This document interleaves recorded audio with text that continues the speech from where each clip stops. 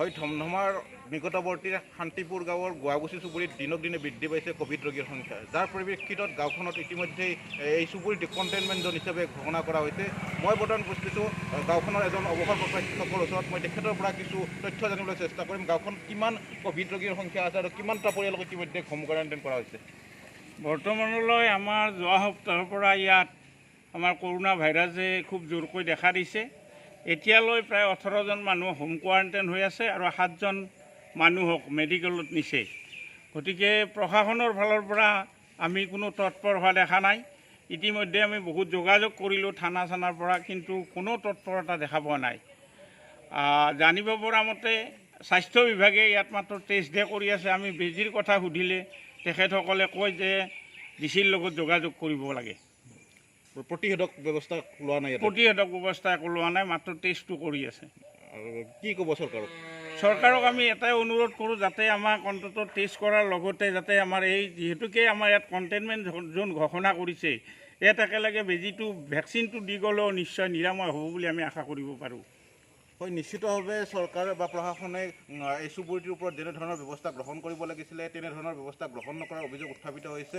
কেৱল Covid test কৰি দায়িত্ব সামৰাৰ অভিযোগ উত্থাপিত হৈছে। গাঁওখনৰ যিসমূহ কণ্টেইনমেণ্ট জ'নত আছে সেইসকল লোকক ইতিমধ্যে খাদ্য সামগ্ৰী যোগান ধৰা হৈছে নে নাই, আমি সেই বিষয়ে কিছু কথা জানিবলৈ চেষ্টা কৰিম। খাদ্য সামগ্ৰী যোগান ধৰা হৈছে নাই দাদা?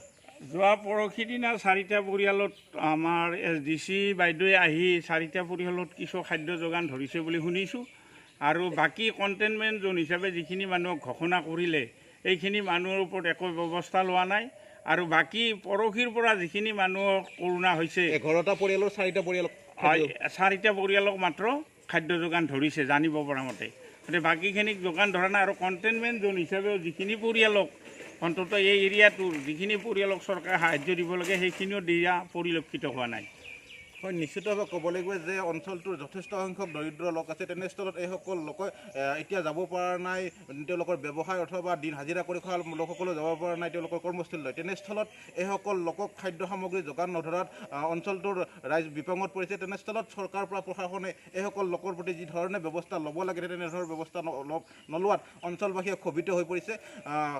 অঞ্চলবাসীয়ে আহ্বান জনায় যে এইসকল লোকক খাদ্য সামগ্ৰীৰ লগতে যিসমূহ চিটিয়া ভেকচিনৰ যি ব্যৱস্থা কৰাৰ বাবে আহ্বান জনাইছে, নতুবা দিনক দিনে বৃদ্ধি পাব এই চুবুৰীটোত ক'ভিড ৰোগীৰ সংখ্যা।